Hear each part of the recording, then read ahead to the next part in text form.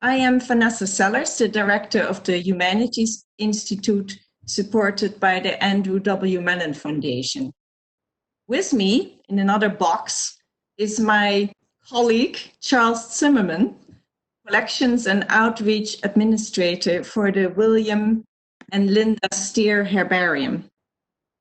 We both are delighted and really honored to welcome today's speaker, Dr. Glenn Shepherd, a well-known ethnobotanist, medical anthropologist, and also a filmmaker who has worked with diverse indigenous people all across Latin America and especially in Amazonia.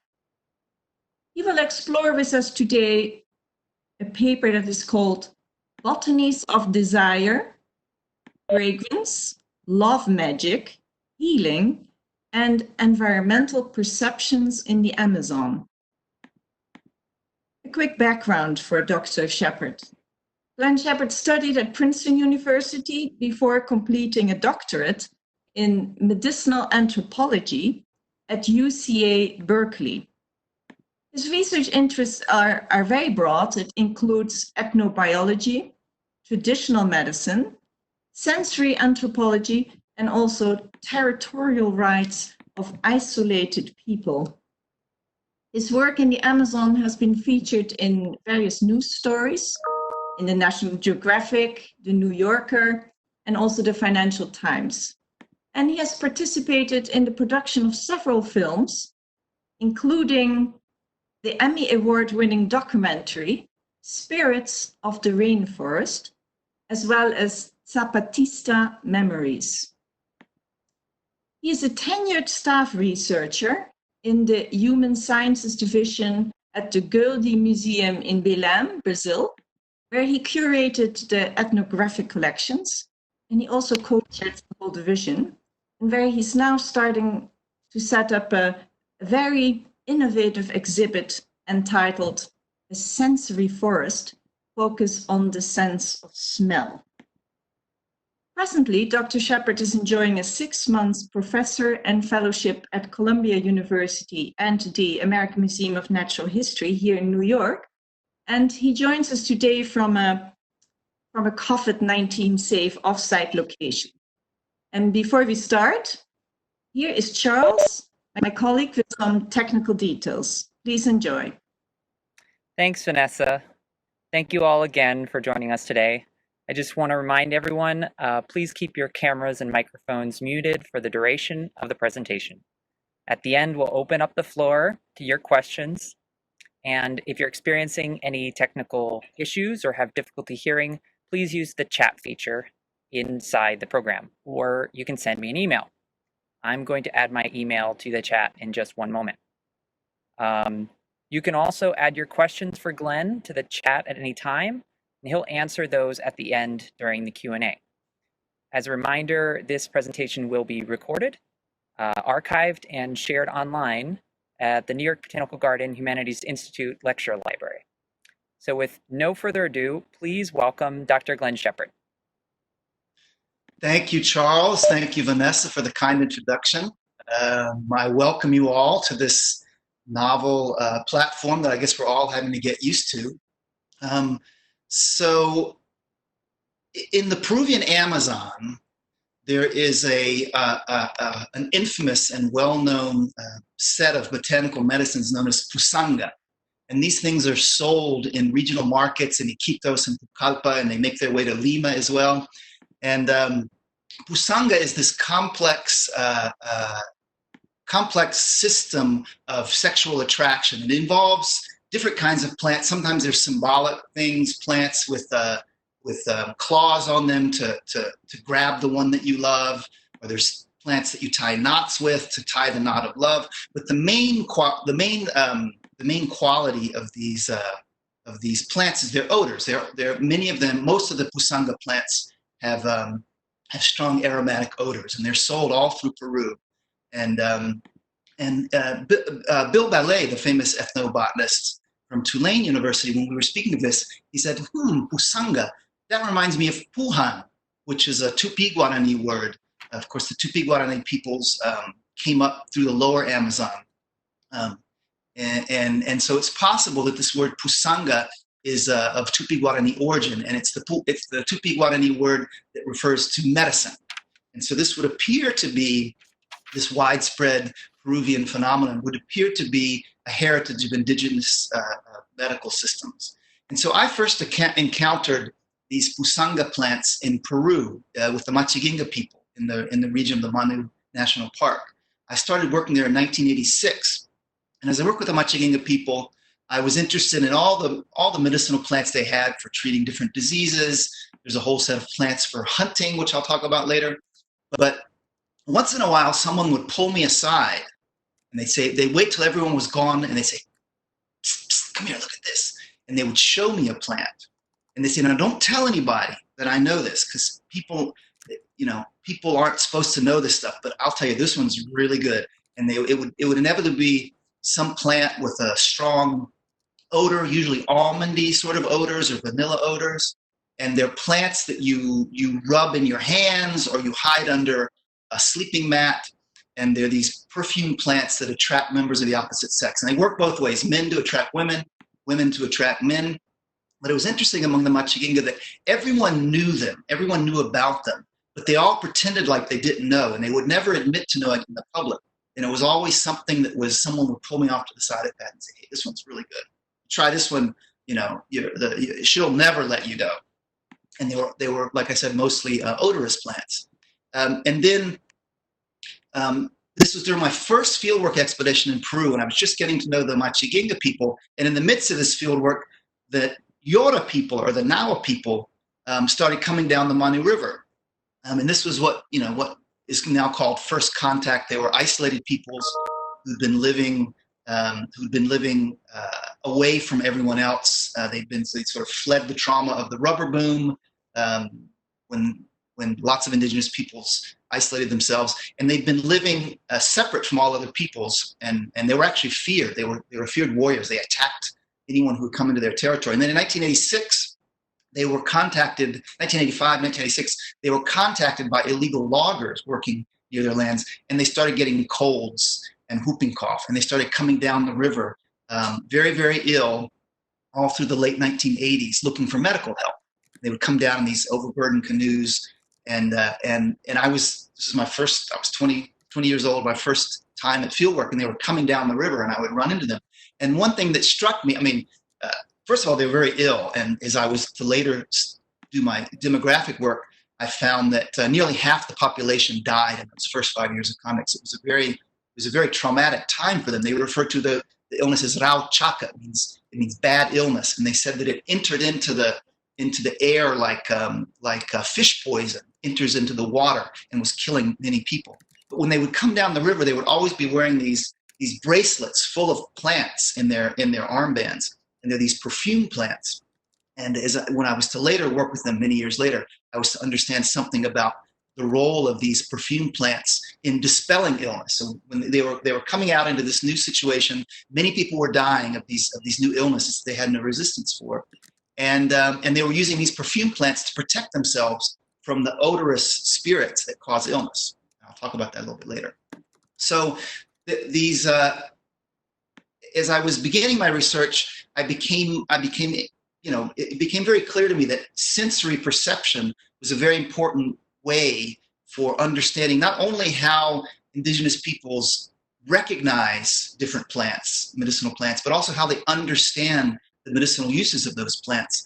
And this one example was just where the Machiginga were very hidden. They would hide whenever they would talk about these perfume plants. They would pull me to the side, and they were very afraid. Don't tell anyone I told you this. Whereas these Yora peoples, these Panon peoples, they would just openly display these perfume plants in these bracelets on their arms. And so it got me thinking about the cultural differences of how we approach perception.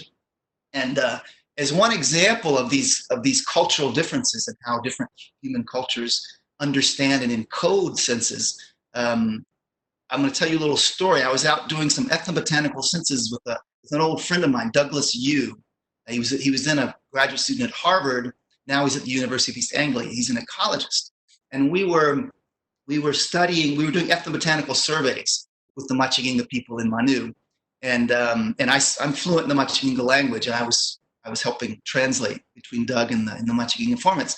And so this Machiginga informant, this old friend of mine, comes up to Marino and says, "Smell this tree." We were doing tagging trees and collecting samples, and I smelled this tree, and it had this horrible smell. And he says, "It's the fart smell. This is the fart tree." And so I had to share Doug with him. I said, "Doug, you got to come here. Smell this. Smell it." So I said, "Hey, Doug, listen to this."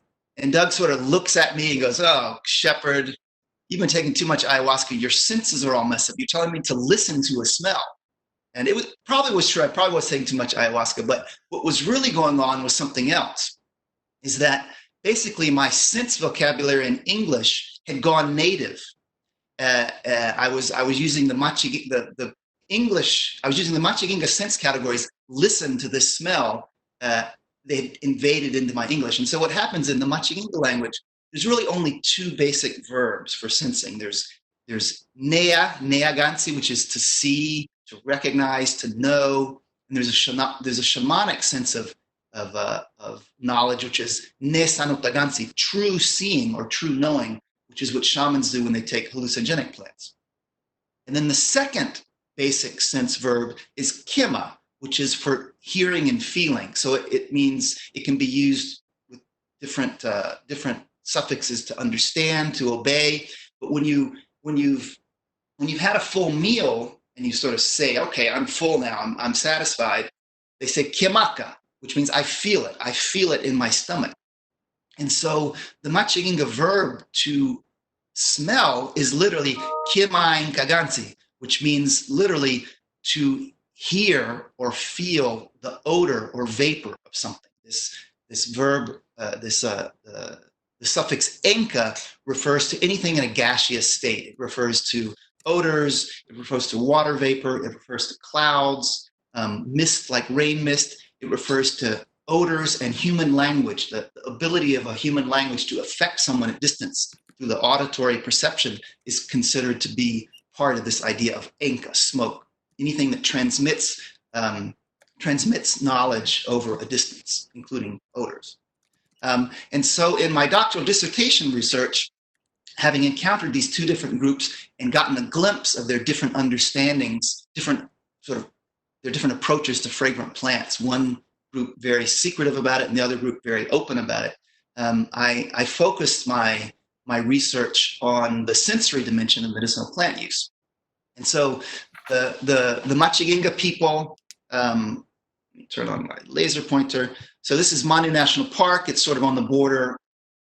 It's in Madre Dios province, sort of near the border of Bolivia and Brazil, Acre state.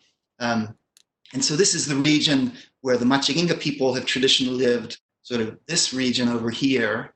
There's many Machiginga communities here. And then the Nawa people, the Yora people, came in from the north, probably escaping slavery during the rubber boom. And so they sort of came into this region. So the Nawa people are here, and the Machiginga people are here. And they're both peoples who survived the rubber boom, the rubber era, by hiding themselves. Basically, they're both groups of people during the rubber boom. This region, the Manu River is exactly where the famous Fitzcarraldo, the famous rubber tapper Fitzcarraldo, brought his boat over the isthmus. He took his boat across between. He took his boat. There's a famous Werner Herzog movie where he takes a boat up to the Mishagua River, builds a railroad track, and pulls the boat across the headwaters into the Manu River, where there was no rubber extraction going on because of the access was difficult because of the rapids in Bolivia. So both groups were basically peoples who fled from the rubber tappers and sort of went to the hills and hid.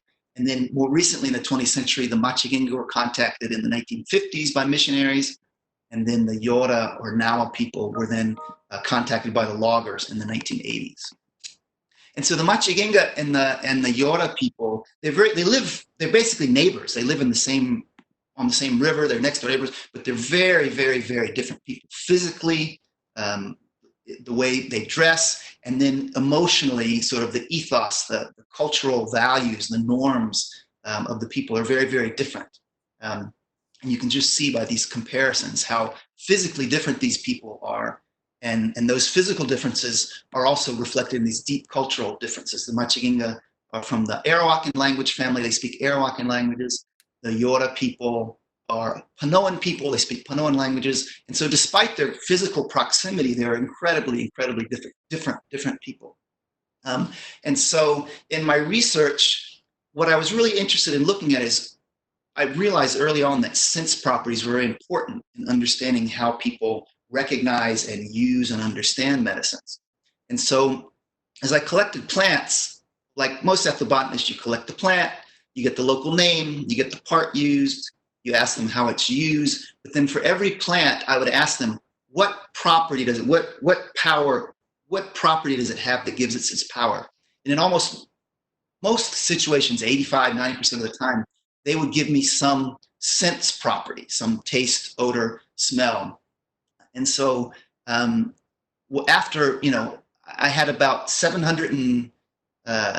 more than 700 plant encounters with the Machiginga, over 500 with the Yora. And what I did is I classified that every plant name is associated with a sensory property, and I classified those according to what physiologists understand as a basic separation in the physiology of taste perception, odor perception, and then irritation, which is there's a special set of receptors throughout the face that respond to chili peppers, that sort of sneezing response you get, tearing in your eyes, trigeminal nerve response is considered to be a separate set of receptors. So I divided up the odor vocabulary that they were giving to me in response to these medicinal plants, according to taste, physiological irritation, odor, and then visual and tactile properties like colors and textures, and then plants that they say they have no property. They're just medicinal plants. And as you can see, there are some pretty major cultural differences. You see how the Machiginga, the yellow sort of orange columns, the Machiginga medicinal plant knowledge is often associated with tastes, especially bitter tastes, and then irritation, especially things with strong, sort of noxious chili pepper sort of odors or flavors. And then the Yora people place a much greater value over visual and tactile properties in the Machiginga, and both of them use odors to recognize medicinal plants. So sort of an overview of Machiginga medicine, what I found is that half of all the medicinal plants that the Machiginga use for medicinal purposes have either a strong taste or a strong odor. These sort of caustic, bitter, astringent, toxic things. Almost half of the plants have some sort of taste or irritation property. And this maps onto an illness model that we might call an allopathic illness model, sort of like Western illness, where the Machiginga they describe lots of illnesses as being caused by small worms. Now they recognize intestinal worms as an illness quality, but when they're talking about these worms, these somidi, they're not talking about intestinal worms, and that's only intestinal worms.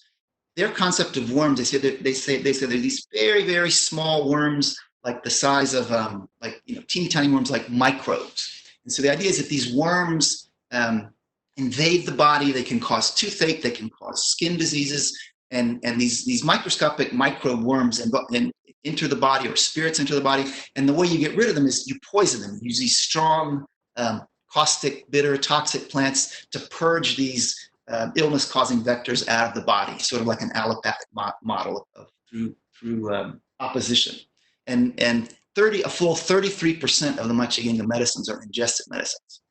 And one very important area of the medicinal pharmacopoeia of the Machiginga are hunting medicines. A full 25% of the plants that they describe as medicines are used for making men better hunters. And so the idea of these is that they say that men, when men carry bloody animals, or when they're in relationships with menstruating women, or when they kill an animal and the animal rots in the forest, they don't recover the meat. They say all of that carrion, that raw blood carrion odor, enters their soul, and then when they go in the forest to hunt, the animals smell that bad odor and run away from them. And so to hide to get rid of that carrion odor of the bad hunter, they take these special plants. And there are hallucinogenic plants, there are emetic plants, and there's special plants they sting their eyes with to clear their vision. And so the idea is you clear your vision so you can see the animals, but you also clear the impurities of your soul, this carrion odor that builds up in your soul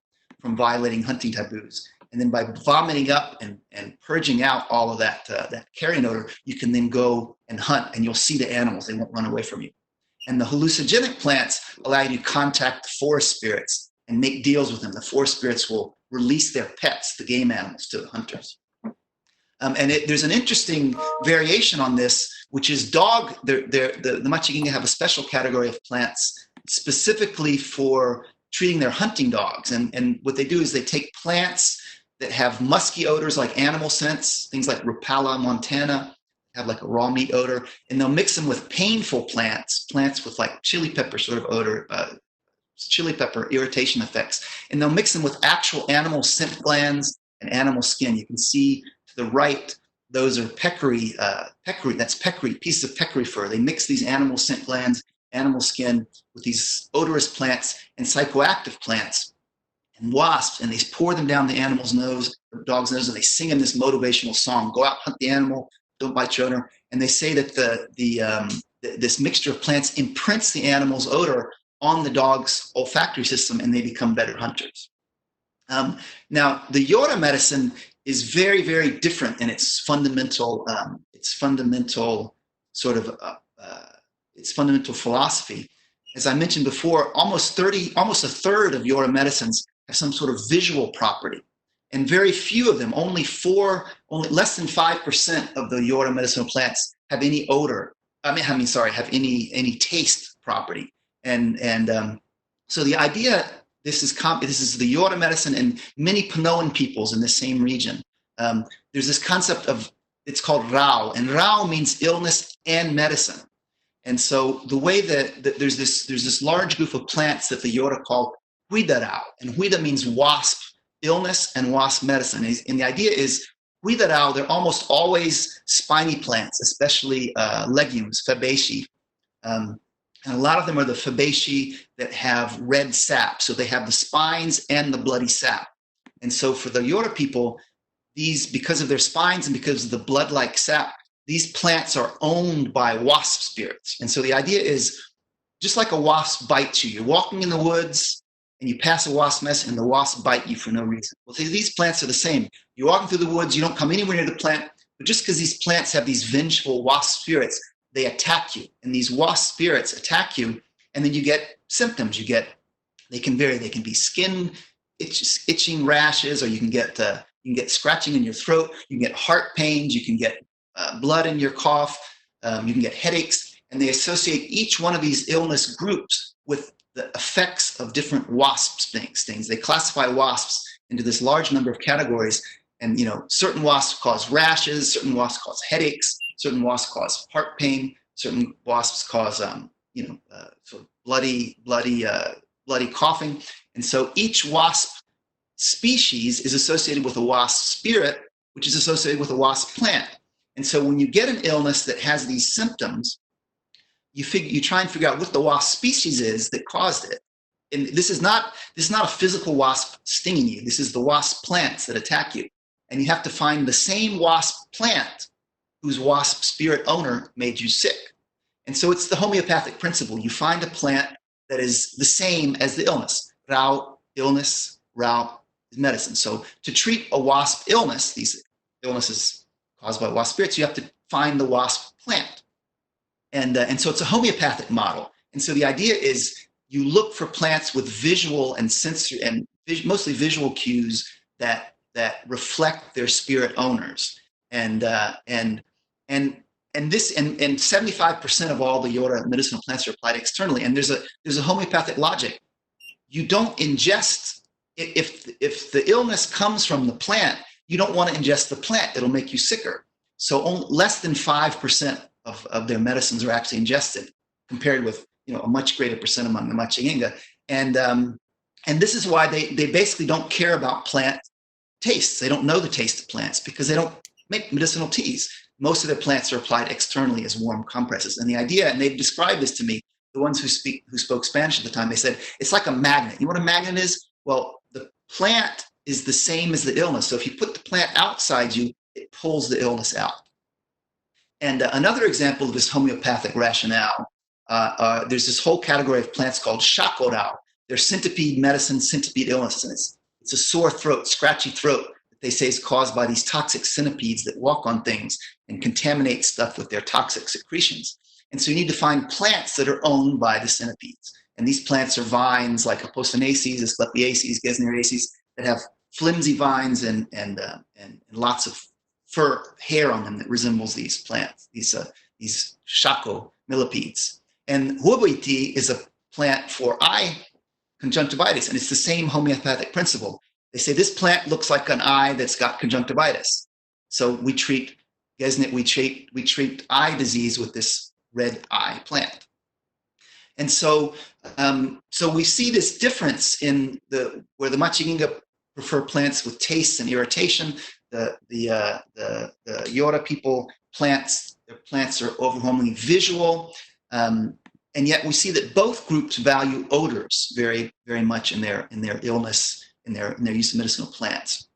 And so some 34 to 45%, 30, 40, 44% of all medicinal plants have as their medicinal property their odor. And we find throughout the Amazon that these odor concepts, this concept of odor being associated with illness, is very widespread. Werner Wilbert has written about as a pneumatic odor concept throughout the Amazon.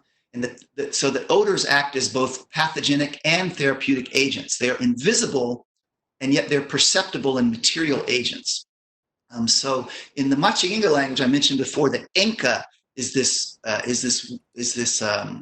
suffix that refers to odor, vapor, smoke, mist, language. And the idea is that illnesses are like odors; they travel. So they say that when you get seasonal illnesses, seasonal flu or seasonal diarrheas, they say opariankataki. It falls like mist from the sky. Opariankataki is what mist and fog is called opariankataki, and then these illnesses that suddenly come on at certain seasons as epidemics are called opariankataki. They're illnesses that fall from the sky.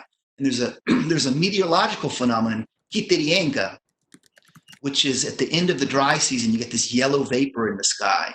And the Machiginga associate that. They say the first rains of the rainy season bring all this unhealthy yellow vapor down from the sky. And that's why after the first rains, lots of people get sick from gastrointestinal illnesses. And you could see how, as people in the past with no sanitation systems, all through the dry season, all the fecal matter would build up on the ground. And then with the first rains, it would wash into the river, and suddenly there'd be this spike in gastrointestinal illnesses, perhaps. And they associate it with this yellow vapor that falls from the sky. And I'm going to talk a little in a second about this idea of the spirit revenge, that strong animal owners can wreak revenge on hunters' families. And by the same token, the Yora also have a concept of pathogenic odors. They say that urine, feces, and burnt animal fur enters through the nostrils and goes into your stomach and causes certain gastrointestinal diseases. And so there's the same homeopathic principle at work. There's a plant called isochicorao, and it's a fern. And isochico means the odor of urine. And they say that this fern plant has an odor like urine, and therefore when you get the disease isochico, which is, again, rao means disease and illness. So isochico is a disease and a plant. So the disease isochico is caused when you walk by a path and you smell a place where people have been urinating a lot, and there's that strong urine odor that goes into your nostrils, down into your stomach, makes you sick. And so you take this plant that smells like urine and you apply it as a warm compress to get it out. And the most dangerous being in the Nawa, the Yora cosmos, is the huaca. And these are corpse wraiths. These are people who weren't buried properly. And then their corpses come back as like zombies with this horrible rotten flesh odor, and they're very dangerous. So I mentioned that the Machiginga have a whole pharmacopoeia of odor of plants used to make hunters improve their hunting skill. But by the same token, there's another 25% of the pharmacopoeia that is the antidote to the impacts caused by hunting, because a hunter goes out and hunts an animal and kills it. And they say that the animal's spirit is angry at the hunter. And so the animal's spirit will go back to the hunter's family and attack his young children. And they will appear to these young children as a cloud of musky smelling vape. These animals, when you carry them, you got this blood on your body, and male animals have these scent glands. And so those musky, strong, bloody, strong animal odors will then go attack. This is the odorous representation of the vengeful spirits of hunting animals, and they will attack young children. And so to protect their newborn children, Machiginga women bathe their children 2-3 times a day in these fragrant, warm herbal baths. And the idea is it's these complex mixtures. Like I said, it's a full quarter of the pharmacopoeia of these fragrant different herbs that the women, lots of myrtaceae and other plants, that they bathe the children in these fragrant herbs. And the idea is it creates like a fragrant force field that keeps these strong animal odors from attacking the children. And understanding the cosmology behind this, you can see that in these situations, the hunter goes out and kills the animal, but then the role of predator and prey gets reversed, as then the animal takes revenge on the hunter becomes the hunted. And Amazonian cosmos is full of these sort of trade-offs where there's an inversion between the hunter and the hunted, and it's like an ecological feedback loop between different species in the system. The Yora have this huge, over 30 species of these perfume plants that they put in these special bracelets called pustabuti. And the idea behind these, they're body ornaments, they're visual body ornaments, but their odors, many of these plants are odorous, and the idea is that they enhance social interactions, and they're a form of sexual attraction. But they're also a way, they say that the Shoba spirits, the good spirits that live in the forest, their bodies are perfumed without having to wear any perfumes. They have naturally perfumed bodies. And so the idea of these plants is you imitate the perfume odors, the perfume body odors of these spirits, and you repel these fetid spirits, the yoshi and the kwaka, these spirits that have fetid odors that cause illness. And we saw among the Machiginga that there's this very different idea, whereas the Yora wear these ornaments openly, and they openly speak about their role in sexual attraction. The Machiginga consider these odorous pusanga plants to be a form of witchcraft. They all pretend like they don't know it. They say, "Oh, I don't do that. I don't do that." Machiginga don't do that, but secretly they do use them. But they say that when you use them, their odors have these intoxicating sort of vanilla almond odors, and they'll literally, these intoxicating odors will make people go crazy with love, and people will have heart palpitations, dreams. People go crazy. They say people even commit suicide over these misuse of these pusanga plants. And so to counteract these pusanga, these intoxicating odors of the pusanga plants, the Machiginga use plants with calming odors, similar to the baby bathing plants, a lot of myrtaceae. They use them as antidotes. They say that these soothing, calming odors will counteract the intoxicating odors of these pusanga plants that cause social disruptions.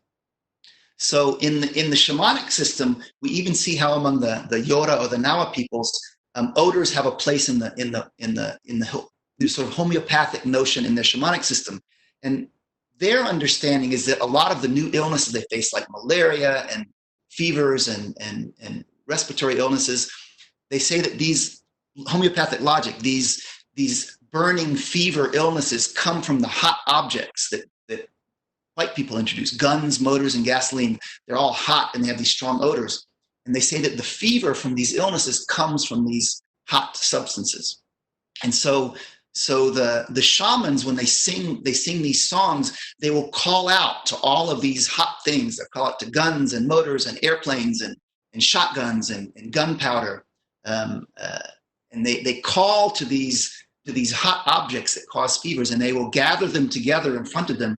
And then they'll use their fragrant songs, rao ini, the same idea. The songs, the medicine is a fragrant medicine, and they will blow their cooling, fragrant breath to calm down the fevers. And so during the ayahuasca ceremony, the Yora people They will breathe wild basil, Scutellaria, as a way of bringing on the sort of cooling, fragrant, healing vibe to the hallucinogenic experience.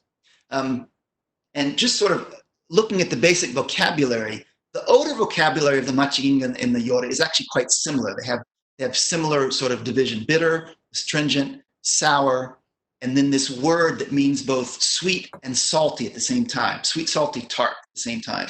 I don't have time to get into that, but it's interesting how where we consider sweet and salty to be different, opposed flavors, both of these indigenous peoples, they group sweet and salty tastes together. Salty to a point.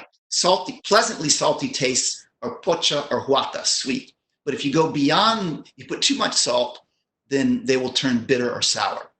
But when you look at the odor vocabulary, there's a lot more difference. And one of the interesting things is that most of the Machinga odor terms, they refer to plants. Like Samperanga is a plant that has a garlic smell.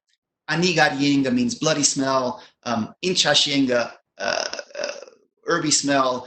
Tagarienka, burnt smell. Asidoenka, smell from a distance. There's only a few abstract odor terms, these three terms that mean abstract. They refer to odors without mentioning any specific odorous substance. Whereas the Nao vocabulary, many of the odor terms are abstract odor terms. They have this term asho, which means a rank, semeny odor, like freshly ground corn. It doesn't refer to any odorous substance. It just means asho. It just means that smell of like a freshly cut vine. Huilla is a term that means bloody, like bloody, raw, fishy smell, but it doesn't refer to any specific odorous thing. It just refers to, it's just huilla. That is the smell of raw blood. And as I mentioned before, iso is an abstract odor term. It does not mean urine. In Machinga, they say tsintsitienga, urine odor. And now when they say iso, it's an abstract term that encapsulates the smell, the odor that we would call urinous odor. Now, since the early 20th century, odor researchers have been trying to establish sort of primary odors, like the late 19th century researchers discovered what are the primary colors, and odor researchers were looking for ways to describe odors in a similar way, where you have every complex odor would be a mixture of these different primary odors. But as research went on, people realized that this was a very difficult task. And Hans Henning, the famous German odor researcher, came up with, he said, olfactory abstraction is impossible. There's simply no way to give odors abstract names. And all the European data supported this, because European people had a difficult time describing odors with abstract terms. We always refer to odors with these source-based things: fruity, floral, citrusy, flowery. We always refer in our European languages, we tend to refer to odors by reference to odorous things. And the idea was, olfactory, there's something in our brains that doesn't allow us to process olfaction in an abstract way. But the problem is most of this research was done with weird people like us, Western, educated, industrialized, rich, democratic. A colleague of mine, Asifa Majid, has been working with hunter-gatherers, Jahai hunter-gatherers in Thailand, and she discovered this really rich abstract odor vocabulary where they describe odors with terms that don't refer to any odorous thing. And the curious thing was that, unlike Westerners, who, if you show them a set of odorous compounds, these are smelling sticks. They're like magic markers with odors in them. In English speakers, will give this very, different speakers will describe the odors in very different ways. Whereas if you show people colors, they describe the colors in different speakers describe colors in the same way. She found that among the Jahai people, their ability to the inter-informant variation on describing odors with this abstract vocabulary was similar to the levels of English speakers describing colors. So this idea that odor abstraction is impossible, is a neurological impossible, it may be an artifact of our languages. And so in the latest phase of my research, I've been taking these odor study kits and working with different indigenous people, some that I've worked before and some new ones, and looking at the role of odor classification and odor perception in different languages. And I encountered the importance of odors with the Kayapo people when they came to visit me in the Gelding Museum in 2009. and they were when they first went into the ethnographic collections, they were very afraid of the objects there because of the spirit of the dead spirits that are associated with these old objects. And they say that those dead spirits were associated with the strong odor in the collection. There's this strong odor of palm fibers, and they say that odor could cause illnesses. But this is 2009. Remember H1N1, swine flu was going around, and when they were traveling and watching TV, they saw that people were using masks in the airports and bus stations. And so they figured, well, if the mask can protect us against swine flu, it should be able to protect us against these strong odors in the collections. And so they became more comfortable working with these ethnographic collections and the spirits in the collections when they were using these odor masks. And so I've been comparing this odor vocabulary using this standardized set of their synthetic odors that are captured in these magic markers, and they form a universal stimulus set to test odor vocabulary in different languages. And so I've been working with this went back to the Machiginga to test it, and then working with different peoples in the Amazon, the Baniwa people and the Kayapo people. And then I was on a field course with some American college students, and so I use them as my weird language example. And the results are actually quite interesting. Just looking at how people describe odors, you can see that there's considerable variation. The Machiginga and the Baniwa people use abstract odor terms. They're faced with these odors. They can't tell what they are because they're encapsulated in the sticks, and they just describe it. Say, how do you describe this odor? And so both the Machiginga and the Baniwa use quite a few abstract odor terms to describe them, whereas the Kayapo and then the US college students don't tend to resort to these abstract terms. One thing that's common is that you see about half of all the odor descriptions that we're getting, a third to a half of the descriptions are plants. I mean, it makes sense because a lot of the odors in these odor sticks are things like cinnamon and rose oil. So a lot of them are plant. They are plant-based odors. But you can see that across these different languages, reference to specific plants is a common way of human processing odor stimuli. One very interesting thing you can see is how trade goods. So, among the Machiginga and the Baniwa people who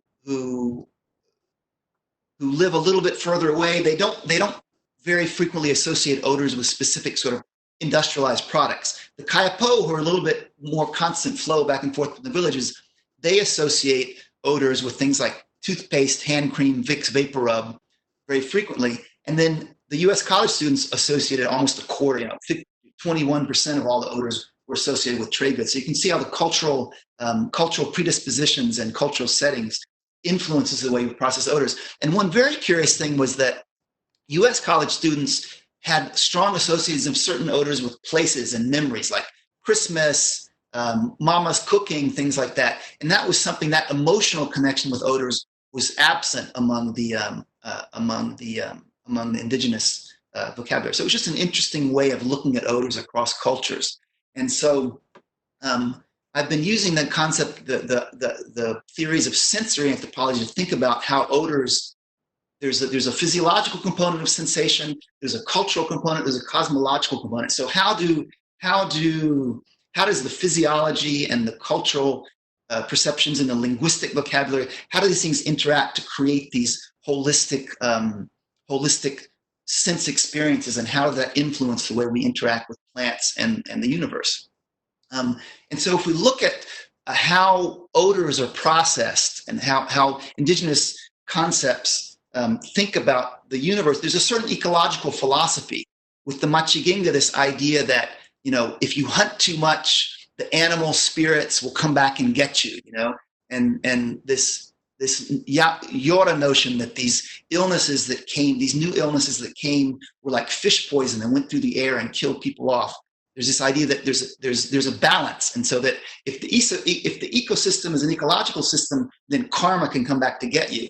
And we see how relevant these concepts are in the current day with coronavirus, where literally, the current theory about how the virus got started were these wild animal markets in Asia, I mean, it's still all under debate, but it seems that pangolins and bats seem to be carriers of these diseases, and these unbalanced market interactions between overhunting and habitat destruction, bringing these animals into these markets, has brought this terrible illness, which is spread through the world, much like a poison has. And so we can see how these indigenous concepts are relevant to the current day. And just the other day, I was, as Vanessa mentioned, I'm one of my areas of interest is how to protect isolated indigenous peoples. And I've written about this notion of voluntary isolation. Was it we tended to think about isolated indigenous peoples as uncontacted people who were left behind by history. But if you look into the actual history of these people, we see that what we call uncontacted people, oftentimes they are people who isolated themselves purposely in order to get away from illnesses and violence during things like the rubber boom. And so this Justino Sarmente Rezende, he's a Tuyuca indigenous priest from the Upper Rio Negro. And he wrote this, there was this interview with him online, and he said, it was a very interesting thing. He says that whenever we would hear, when I was a young boy, whenever we hear that a new illness was coming, we'd all go isolate ourselves and stay away until the disease had passed. And he was talking about how the coronavirus epidemic is bringing up these memories of the wisdom of his ancestors. And then he says, we had no doctors, but the shamans, the sages, would perform protective ceremonies, and they'd use incense. They use these protium incense to fumigate the environment, to protect themselves. And so we see how these disease concepts, this idea of disease coming as a vapor, and how they respond to it, isolation, but also treating the environment with things that will get rid of these noxious odors. And going back to the concept of voluntary isolation, many of you saw the famous pictures in National Geographic of this. They used high resolution cameras with image stabilization to photograph these isolated indigenous peoples in Brazil, and the photographer wrote, these people have been living uncontacted for 20,000 years. Well, it's not true. These are Panoan peoples, almost certainly by the way they dress and even their physical attributes. They're Panoan peoples. They may be Amawaka. They may be actually related to the Yora people. They may be Panoans related to the Yora people, and they were probably like the Yora people. They fled from contact at the end of the rubber boom and have been hiding to get away from diseases. But you also notice this batch of plants around the waist.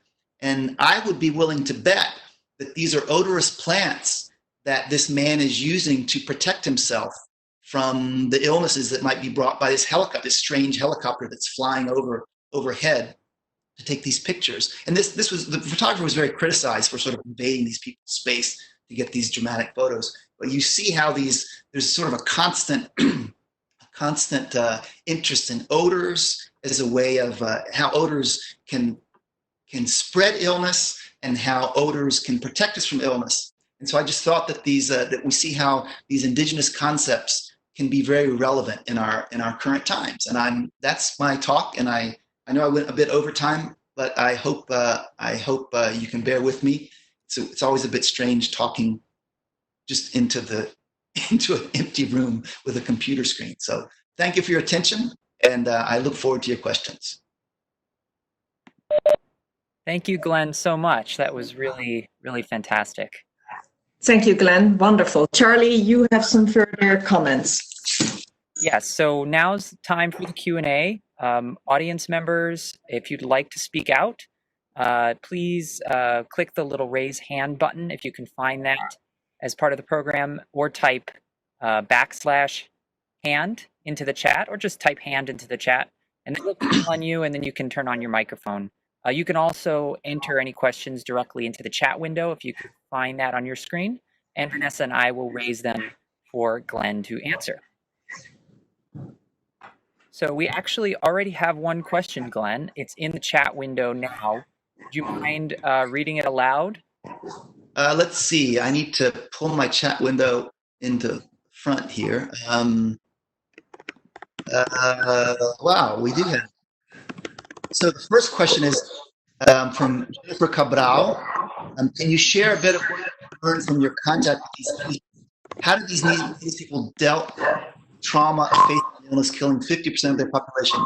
Is there any resilience tip to our society's COVID virus? Well, I mean, working with the Yoruba people especially, who between 1985 and 1990 lost almost half their population, there was this tremendous sense of trauma in the community. They for a long time in the first years of contact, they would refer to one another as yabashita, which means the people who someone who almost isn't there. So it was almost like they were talking to each other like ghosts, people who would survive this epidemic, and there was a tremendous sense of the region where, as I mentioned, they have this idea that people who aren't buried correctly turn into sort of corpse zombies, and they're among the most dangerous kinds of illness-causing vectors. And so the region where a lot of the Yora lived when the epidemic was going on, they've all left that region, and they're very afraid to go back in that region because they say that there's zombies. There's these people who died and weren't buried properly. And when they were approached with this illness, there's sort of a fatalism. I think in the West we have this almost we have this almost excessive trust in, whatever happens, it's going to fix it. Well, technology will fix it. The doctors will fix it. We have this over exuberant enthusiasm about what technology can do for us. And I think these indigenous peoples, because of these recent relived traumatic experiences of massive epidemics, they have much more fatalistic view about the world. And I think that fatalism is something that maybe technology isn't going to fix them. Maybe simple old-fashioned methods like social distancing, like not destroying nature, like not having so much commerce everywhere, everything all the time, so much globalization. I think this indigenous fatalism is something that we're coming away from this epidemic, realizing that we don't have the fix for everything. The technological fix isn't the only fix, and we need to change other things about our society to avoid these things in the future. Let's see. I think we have one participant with their hand raised, Amy Burkhoff. Would you like to ask your question? I'll unmute your microphone. Sure, thank you. Do you hear me? Yes. Okay, so I was really interested in the adoption of the masks and the gloves when, I forget which group it was, but when they were being exposed to artifacts that had smells that they perceived as dangerous. And so that kind of implied to me that they're thinking that there is a physical component to that bad aroma, which can be inhibited by a barrier. Is that? Yeah. I mean, the idea of odors and illness causation is the idea that odors they're a material substance that it is invisible, that travels through space, and so by the idea is that the odor goes into your body and causes all of these effects. And so by creating a physical barrier, I mean, this was new to them, but they sort of got it. Well, people are wearing it to protect swine flu. Swine flu is an illness that is transmitted invisibly, so that's going to help us. And if we think about, to us it sounds very quaint. Oh, these people say illnesses are transmitted through odors, through the air. But if you think about all we're reading about aerosols and sneezing and cover your face and wash your hands, it really is, illnesses are transmitted invisibly through the air. So I think that there's often a lot of wisdom in these indigenous concepts that we can appreciate and learn from. Thank you. Let's see. There's some more. Is anyone? Let's see. There's another question here. Um, I think the next one is Sandra asks, do you share your research with the people you are studying? And could you share their reaction to your interest? Yes, as much as possible, I always try to return research results. I think I've done studies of hunting sustainability, and it's a little bit easier to share those results. I think something like odor perception, it's a bit more abstract to understand why anyone would be interested in odors. But I did do a presentation of my work to the Kayapo and had it translated, and they were like, oh yeah, odors. Yeah, I mean, odors are very important. There's this whole category of medicinal vines that are odorous. So, I mean, odors are something that whenever I get out the odor kits, everyone sort of gathers on and wants to smell it. So there's something I think odors are something that are easy to talk about. Again, it's they sometimes understand, well, why is this important? Why are we smelling these things? So it does seem a bit strange, but when I try and connect it with the idea of, illness concepts and disease healing through odors, people understand it better. But I always try to find ways to share my research with the people that they'll understand, because sometimes our abstract way of thinking about things is sometimes hard to translate. It's a challenge sometimes to make sure that your research gets back, because we're supposed to produce papers that are peer reviewed, and sometimes it gets lost, the importance of returning that. And people, if you're not a good neighbor, if you don't return the research results, you can make other anthropologists or ethnobotanists work hard in the future, because you hear all these people, this person came and they did their dissertation, they disappeared and never came back.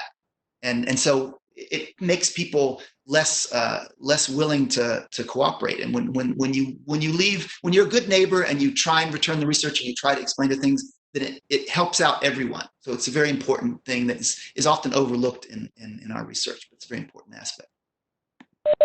Absolutely. Let's see. There's a question here from Barbara Fraser, who's a friend of mine from Peru, and she said, "Where's that one? Where'd it go? I just saw it." Oh, Barbara Fraser. There's evidence that some illnesses can be detected by smell. Rats can detect TB. Dogs can detect some cancers. There's a woman who detected her Parkinson's disease before doctors because of a change in the smell of his skin oil. So certainly, this importance of odor. I mean, odor is a sense that's, in Western philosophy since Descartes, sight has always been the prime, sort of the ultimate odor, the ultimate sense of science, and everything else is considered to be animal odors, taste and smell and so on. But we're seeing sort of a renaissance of odors in the current time. Lots of work, perfumers doing interesting things, and there's all this interest in aromatherapy. So I do think that I don't know of any research in this area of, Barbara's mentioning that there's certain certain odors can be used to predict, to detect illness symptoms. But certainly indigenous concepts of disease would agree with that, and I've never heard them say, "Oh, this person smells such and such a way, therefore they're sick." But there is this idea that when you change your bodily odors, like when hunters get blood on themselves, it changes their equilibrium with the environment, and can then cause illnesses because of that. Let's see. Wait, it jumps around sometimes. I think Ina has a question. Ina, why do the two groups respond differently to good smelling plants, openly and positively, and the other group secretively? Are they the same species? A lot of these Pusanga plants are similar. There's a lot of Bignoniaceae that have these sort of almondy odors. There are some Araceae that have a very kind of a strong, like turpentine flavor.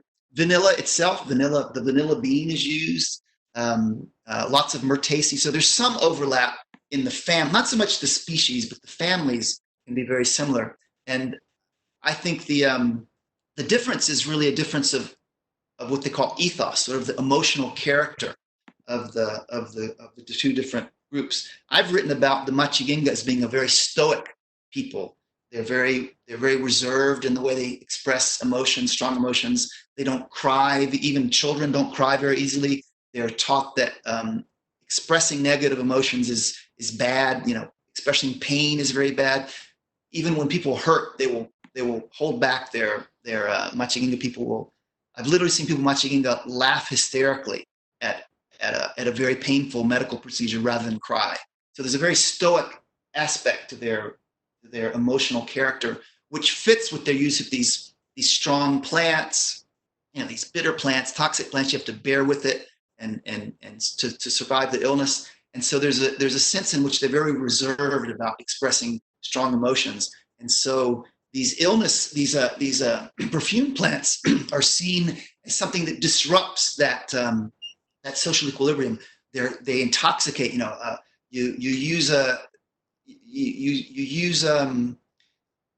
a woman who's married and a boat driver comes from a different village and uses these pusanga plants to intoxicate her and have an affair with her, and so it disrupts the social. It sort of disrupts the social harmony, and it introduces these overpowering emotions. They say that the person who views pusanga, the person gets this intoxicating odor. The person has bad dreams. They have heart palpitations. So there's a perception in this stoic ethos that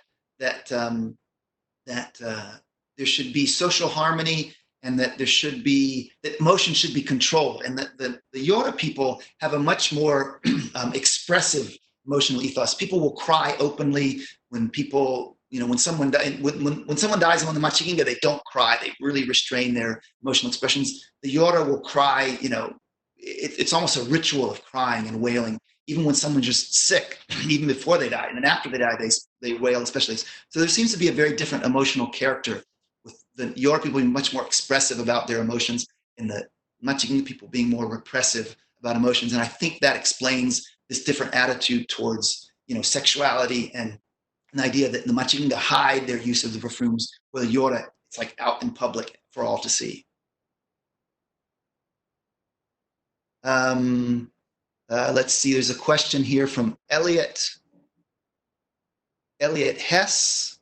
Oh, and one more thing about the idea of witchcraft. The Machiginga always say, back in the old days, we had no pusanga. We didn't have these people having affairs, and the young people today, they go off to high school in the towns, and they learn the pusanga. They learn all this witchcraft and love magic from the rival enemy groups, the rival tribes, the Shipibo and the Piro. They're these pusangueros, and so there's this idea of culture change as well. That this is a foreign technology that has come in and has disrupted society. So there's sort of an ethnic element to it as well.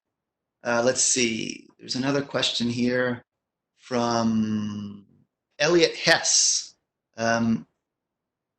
Is it possible that the use of perfume or smelly herbs may have risen due to pragmatic needs, such as warding off dangerous animals, insects, and that abstract words are a result of terms moving from the specific to the abstract as cultural norms?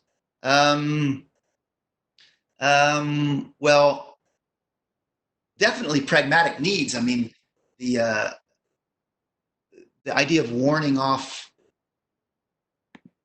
something here. I don't think. I mean, a lot of what they call medicine, we would call magic, and I think that's a fallacy. I think that in the West, we tend to, things that don't fit with our way of understanding things, we tend to assume they're magical, and so to think that these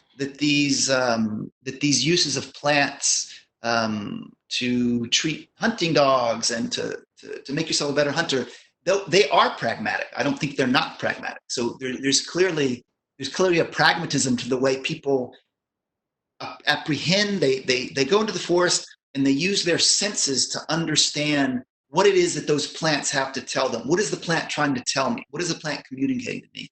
And then how do I use that, whatever the plan is trying to communicate me, to help humanity overcome illness or hunt better?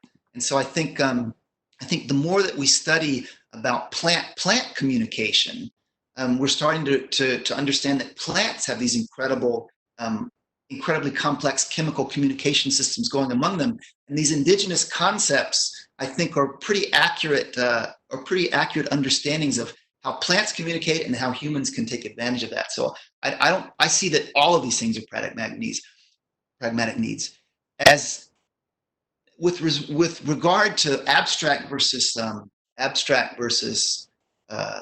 source-based odor vocabulary, this is still a big mystery in the physiology and in the linguistic anthropology, because, you know, for the longest time it was assumed that odor abstract was impossible, and because of research with certain indigenous groups that have more abstract odor vocabularies, the psycholinguists are starting to reflect, to go back on that and think, well, what is it that makes certain people, certain languages use more abstract odor terms and not? And it's still an open question. The general pattern tends to be, even among indigenous languages, more of the languages that I've looked at have a source-based vocabulary. Abstract odor vocabulary seems to be the exception overall. Why that is evolutionarily, we don't really know yet, but it's something that the psycholinguists and people like me are looking into. Let's see. Loss of sense of smell may be peculiar to COVID infection. I haven't ever heard indigenous people talking about anosmia is when you lose your sense of smell. I haven't heard people mentioning that in the indigenous groups, but I have read a lot about anosmia and basically the whole question of sense of smell is a big black box. We really don't understand it. We really don't understand it very well, and there are people looking into it from the physiological point of view, from the linguistic point of view, from the anthropological point of view. And I think it's a really fascinating area of research in the future.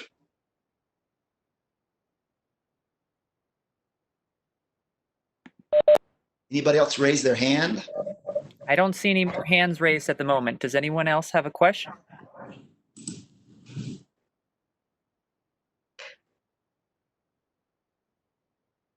Thank you all for joining then. As you can see on the screen, you can also contact Glenn Shepard privately through his email, and also check his notes from the Ethnoground, where there will be different information, for example, about cleaning the waters of the Amazon, in addition to more about his research on smell. And I thank you all for sticking with me through the end. And it's a bit hard to just talk to an empty room, talking to my screen. It is a bit awkward. So I'm sorry if I didn't answer your questions as thoroughly as I could have. I think an in-person chat is always better. I think better when I'm not just staring at my screen. But this is the new reality, and I guess we're all getting used to this new social distancing and using these new technologies to find new ways of being together without contaminating each other. So I do appreciate your patience, and thank you all. Thank you so much, Glenn. Yeah, it was a pleasure. Judging by the comments, it sounds like everybody really enjoyed it. So thank you for coming. And just a reminder to everyone, this talk has been recorded and it will be archived and available on the Humanities Institute website. Thank you, both of you too, Vanessa and Charles, for setting this up. And I hope to be on the other side of this next time. Very well, and we hope you come and visit the New York Garden. Goodbye. Goodbye. Thank you. Goodbye. Goodbye.